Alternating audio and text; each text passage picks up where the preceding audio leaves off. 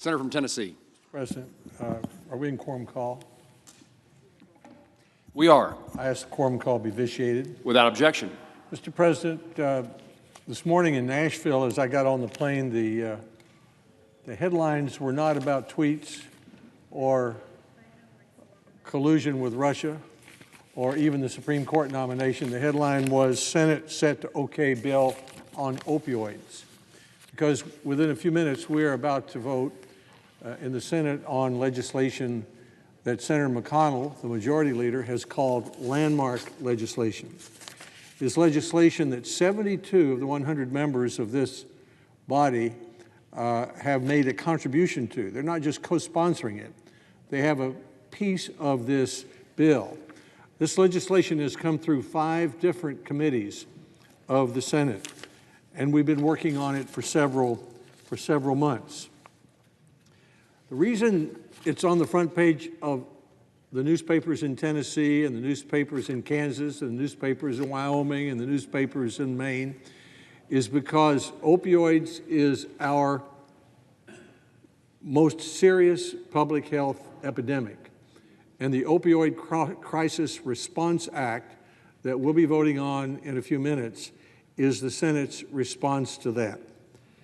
Before we vote on that, I want to mention that we'll be voting on another important piece of legislation that the senator from Maine, Senator Collins, who is here, has talked about. Senator McCaskill is a co-sponsor.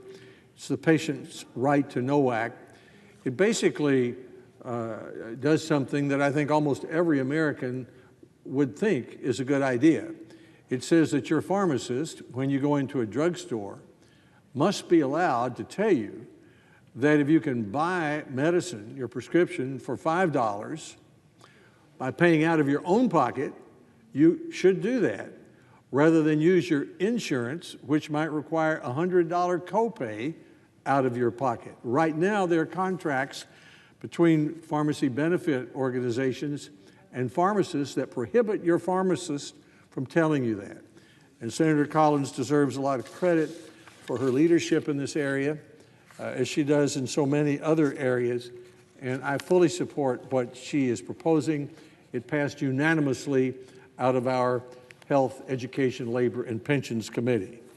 But now back, Mr. President, for a moment to the Opioids Crisis Response Act, which we'll be voting on within a few minutes. I mentioned it's on the front pages of the newspapers today, despite a lot of competition for other news. I mentioned that Senator McConnell, the Senate Majority Leader, had called it landmark legislation.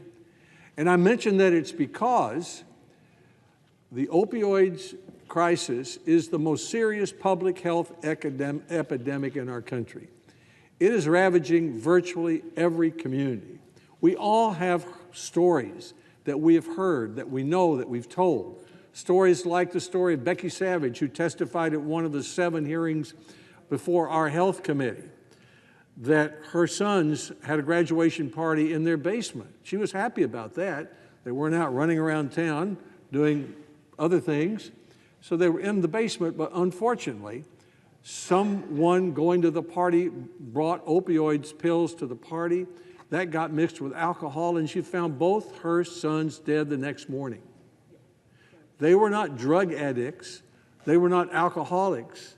They were good boys, but somehow they made a mistake because they and their friends didn't know the consequences of this opioid epidemic.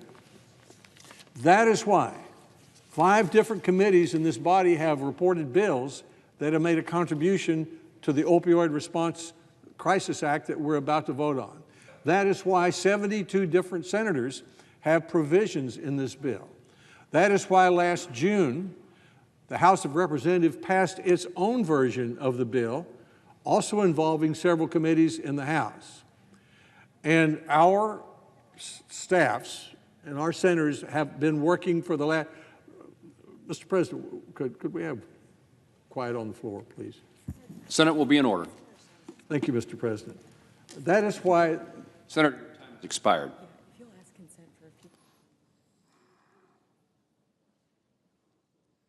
Ask consent for another 5 minutes.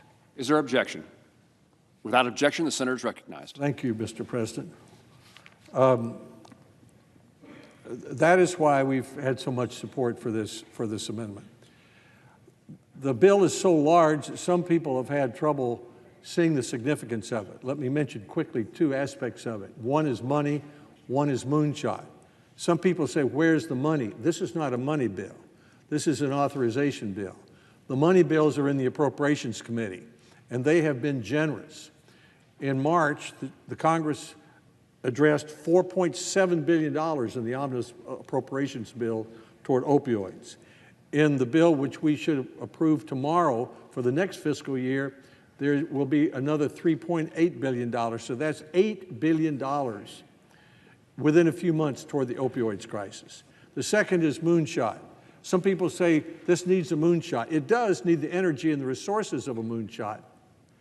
But unfortunately, this isn't the crisis that we can assign to a federal agency in Washington and say, let's fix it in 10 years. What we can do is everything we can think of to do to create an environment so that doctors, nurses, judges, patients, parents, everybody in communities who are affected by the opioid crisis can deal with it there, and we do our best to do that. For example, with Senator Portman's STOP Act, which addresses the fentanyl and other synthetic illegal drugs that are being mailed into this country through our postal service from China. Fentanyl is 50 times more powerful than an opioid pill, 50 times more dangerous. There's a 70% increase in deaths from overdose by fentanyl in our state of Tennessee.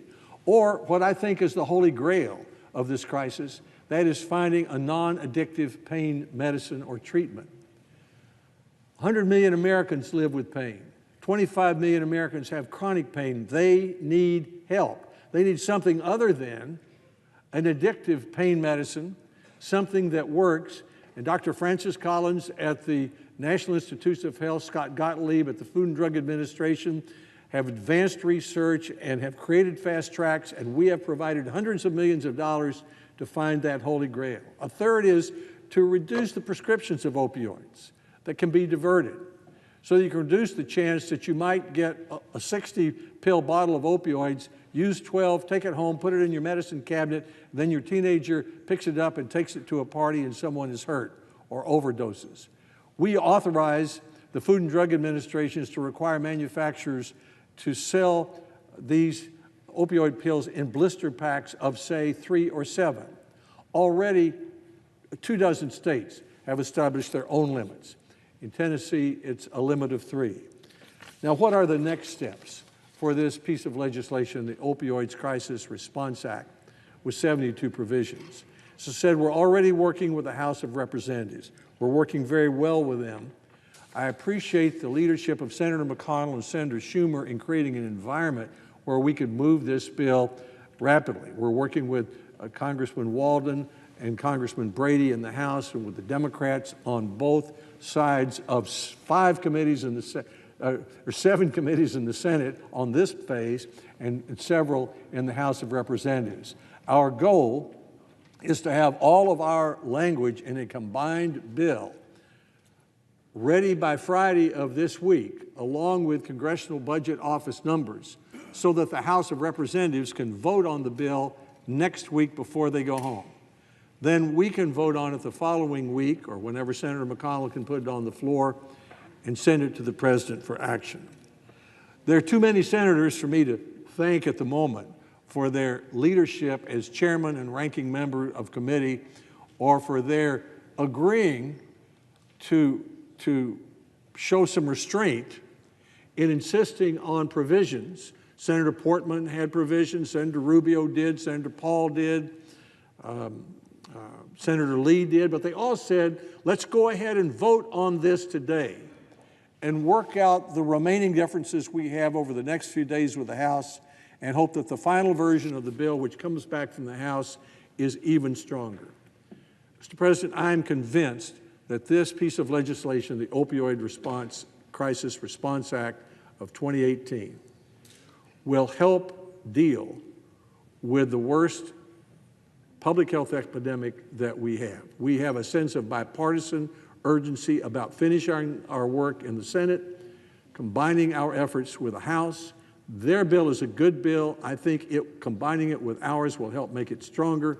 We'll get our bill to the president, and we may have the same amount of money and the same amount of energy that we had in a moonshot in the 1960s, but the real work is going to be done on the front lines, because the only way to deal with the opioid crisis most of the time is through community by community by community.